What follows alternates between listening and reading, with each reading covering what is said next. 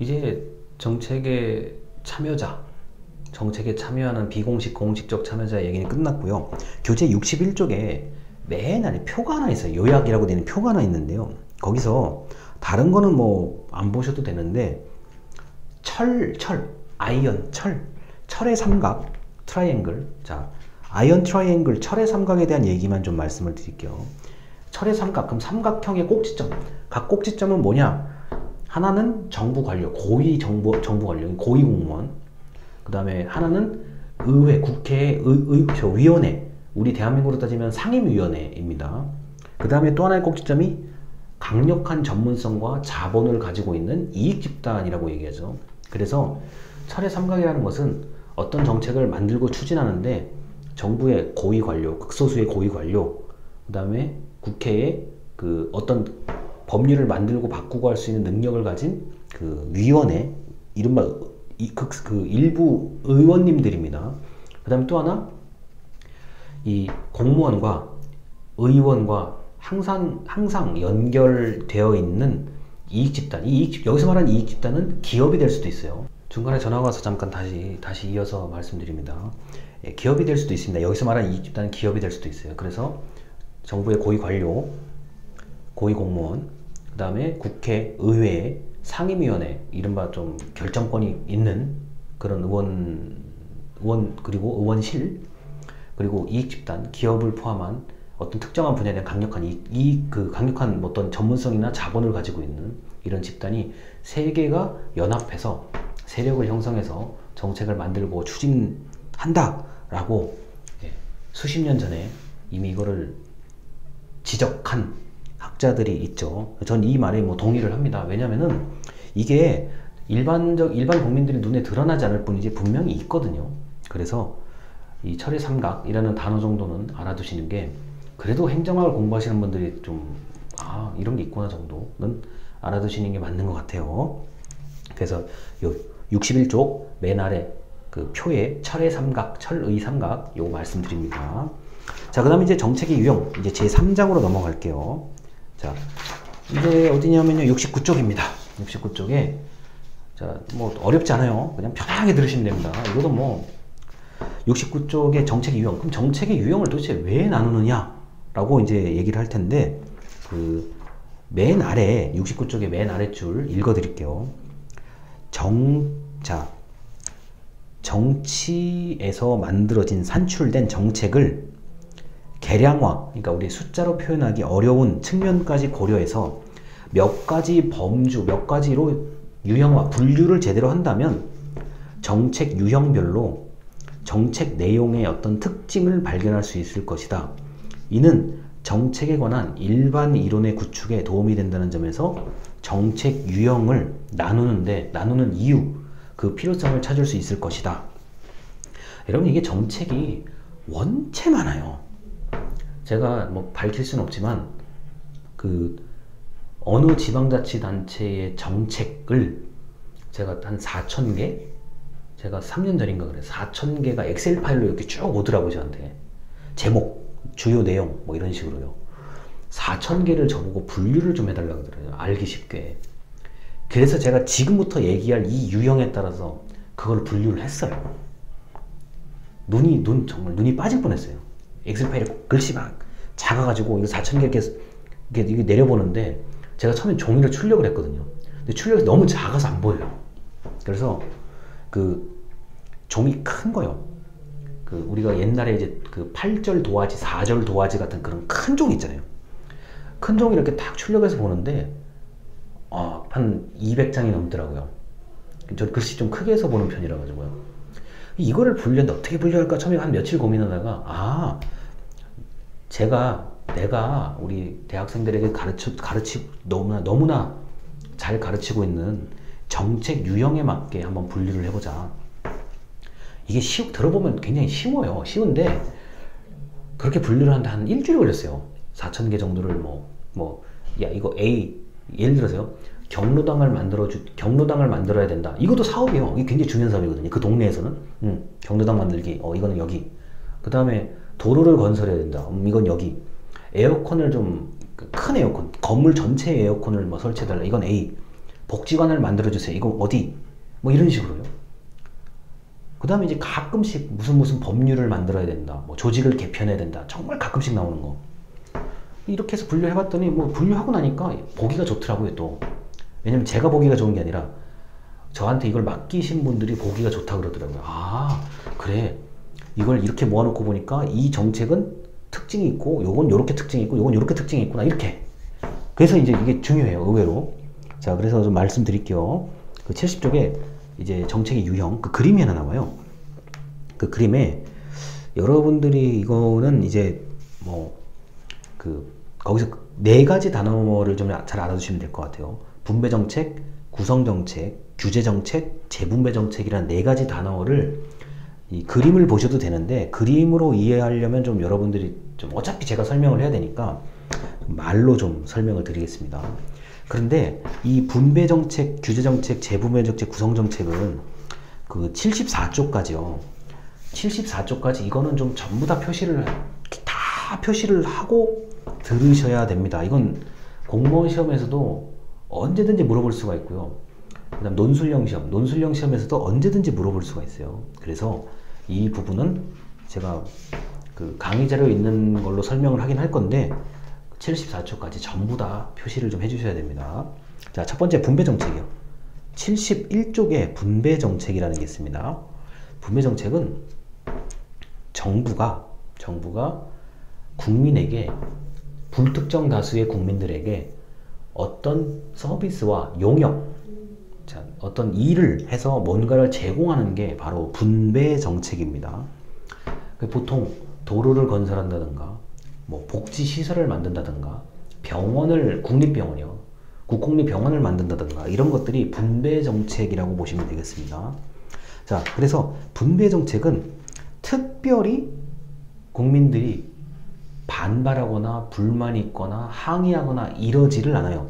물론 약간씩 있기는 한데 그래도 다른 정책에 비해서는 좀 원만하게 정부가 이 일을 처리할 수가 있어요. 그래서 이 분배 정책은 사실 국민들 입장에서는 뭐 우리 동네에 그게 생긴데 반대할 사람들이 별로 없어요. 그리고 반대를 하더라도 적당히 협의를 하고 설득을 하고 뭐 서로 이렇게 타협을 하면은 그게 해결이 돼요. 그 분배 정책은 좀 조용한 정책의 개념이에요. 그리고 뭐 있으면 아주 좋고 뭐 이런 거 없어도 뭐 그냥 뭐 좀 살만한데 이런 개념을 가지고 계시면 돼요. 분배 정책은. 대신 이제 분배 정책이 책에 이런 얘기 나와요. 71쪽에 맨 아래에서 네 번째 줄이요. 분배 정책은 승자만 있고 패자는 없는 것처럼 보인다라고 이렇게 얘기가 나와요. 왜냐? 분배 정책은 누가 특별히 불만을 막 강하게 얘기하는 것도 아니니까 뭐 손해보는 사람 없겠지 이렇게 생각을 하는데 이제 분배 정책은 이제 나누어 줄 때 정부 입장에서 나누어 주는 입장에서는 그래도 뭐 예를 들어서 A 지역에 조금 더 나눠주고 그래도 뭐 B 지역에 조금 더 나눠주고 이런 거에 정도의 그 차이는 있지만 뭐 특별히 뭐 엄청난 불만을 뭐 불러오거나 이런 게 아니라는 점이 분배 정책입니다. 그리고 이제 72쪽에 규제 정책이요. 자, 이제 규제 정책은 얘기가 달라요. 규제 정책은 뭐 여러분 뭐 몇 시까지 뭐 해라, 몇 시 이후에는 안 된다, 뭐 몇 개 이상은 안 된다, 어디는 안 된다, 뭐 이런 거 있잖아요. 좀 안 된다라고 하는 개념이죠. 하지 말라라는 개념이 규제 정책인데 규제 정책의 특징은 그 아래에서 네 번째 줄입니다. 작은 글씨 빼고요. 규제 정책의 특징을 살펴보면 첫째, 정부가 강제력을 행사한다. 모이지 마, 뭐뭐 하지 마, 강제력이에요. 만약에 하지 말라는데도 하면 뭐 과태료를 부과한다, 벌금이다, 뭐 이런 거 등등. 그다음 둘째, 그 규제 정책은 규제의 남용, 규제를 마음대로 그렇다고 할 수는 없기 때문에 반드시 국회가 의결을 해야만 되는 거고요. 셋째, 이 규제 정책은 혜택을 보는 사람과 피해를 보는 사람이 좀 나눠져요. 그래서 규제 정책은 반발과 불만이 좀 많을 수 있습니다. 왜냐? 정부가 국민의 경제적 자유를 통제할 수 있고요. 그 다음에 사회적 자유를 통제할 수 있어요. 여러 가지의 자유를 통제할 수 있습니다. 그리고 어떤 조건에 딱 맞아야만 뭐 뭔가를 해준다든가 어떤 조건을 어기면 벌칙을 부과할 수 있고요. 그래서 규제정책은 다소 불만이 많을 수 있습니다. 그리고 규제를 하면 이익을 받는 집단과 손해를 보는 집단이 좀 나눠질 수 있다는 점, 이게 바로 규제정책입니다. 아까 분배정책하고는 성격이 좀 달라요. 그리고 규제정책은 정부가 일정한 힘, 강제력을 가지고 못하게 할 수 있다는 점, 그걸 알아두셔야 됩니다. 그리고 이제 재분배정책 73쪽이요. 요건 좀 제가 읽어드릴게요. 제목 바로 아래입니다. 재분배정책은 사회적 형평성과 관련된 것으로 계층, 인종 간에 가지고 있는 재산, 권리를 다시 구성하려는 의도를 가진 것이다. 중간에 전화가 와서 다시 이어서 말하겠습니다. 재분배 정책이 가장 사람들이 첨예하게 대립할 수 있는 정책이에요. 그리고 재분배 정책은 정부가 국민들의 어떤 가지고 있는 것, 그게 권리이든지 재산이든지 뭐든지 간에 이거를 인위적으로 조정을 하려고 하는 노력이기 때문에 굉장히 불만이 많아요. 그리고 이런 거 있잖아요. 제가 똑부러지게 그거라고 얘기는 좀 드리기가 좀 부담스럽고, 왜 나는 안 주고 저 사람 주냐? 왜 저 사람은 예를 들어서 많이 주는데 왜 난 적게 주냐? 뭘 근거로 이러냐? 이런 경우가 재분배 정책인 경우가 강해요. 그러니까 규제 정책은 하게 하냐, 그러니까 못하게 한다의 개념을 가지고 구분을 하시면 되는데, 재분배 정책은 이상한데 이거 받으나 마나 아니야? 야, 이거 나 안 받아도 되니까 내 거 더 안 가져갔으면 좋겠어. 나보고 뭔가를 내라고 하지 않으면 좋겠어. 이게 그래서 재분배 정책이 굉장히 말이 많고 논쟁거리가 생겨요. 특히 이런 거 있잖아요. 이거는 조금 다른 얘기입니다만, 특정한 사람들을 보호하려고 뭔가를 만들었어요. 여기 지금 책에는 이제 차별 시정 조치라는 단어가 나오는데, 난 이 사람들을, 정부가 이 사람들을 보호하기 위해서 법률을 만들고 뭔가를 만들어요. 그거는 참 좋은 일이요. 그거는 참 좋은 일인데, 이게 시간이 흐르다 보면은 이제 역차별의 문제가 생기죠. 나는 저 제도, 저 법률 때문에 나는 차별받는 것 같아. 이건 불만이야. 고쳐줘. 이게 재분배 정책. 그래서 그러니까 좀 여러 가지 말들이 많이 나와요. 그리고 불만과 이런 것도 있지만 아쉬움에 관련된 얘기도 많이 나오고요. 이해는 되는데 좀 너무 성급했다. 너무 좀 급했다. 이런 얘기도 좀 나오고요. 굉장히 생각이 다양하게 많이 이렇게 나올 수 있는 정책의 유형이 바로 재분배 정책입니다. 그리고 요새 우리가 흔히 말하는 이제 복지에 관련된 이야기들, 이 재분배 정책의 성격이 굉장히 강해요. 누군가의 것을 누군가에게 주는 거를 얘기하는 거고, 누군가의 것을 누구에게 더 주고 덜 주고의 개념을 가지고 얘기하는 거거든요. 그래서 재분배 정책이 조금 이 정책을 추진하는 입장에서, 정부의 입장에서는 굉장히 조심스러워요. 조심스럽고 좀 눈에 이렇게 확 띄게 바뀌는 게 없을 수도 있어요. 만약에 전부 다 불만이라고 한다면, 전부 다 좀 문제가 있다고 얘기한다면 아무래도 정부는 추진이 부담스럽거든요. 이런 게 있다는 거. 그다음 구성정책. 구성정책은 정부의 성격이나 체제를 바꾸는 데 초점을 두는 게 구성정책의 개념이에요. 우리가 이번에 지금 소방관들께서 이제 지방직에서 국가직으로 전환되었다고 이제 얘기를 하시는데, 일반 국민 입장에서는 그래, 참 좋은 일이네, 이거예요. 성격이 바뀐 거잖아요. 공무원의 신분이 바뀐 거잖아요. 특정한 공무원들의 신분이 전체적으로 확 바뀐 거잖아요. 구성정책이에요, 이게. 바뀌고 안 바뀌고 좋은 쪽으로 바뀌었네, 축하한다, 이 국민 입장에서는. 근데 어차피 소방조직이 일반 국민한테 하는 서비스는 별로 차이가 없거든요.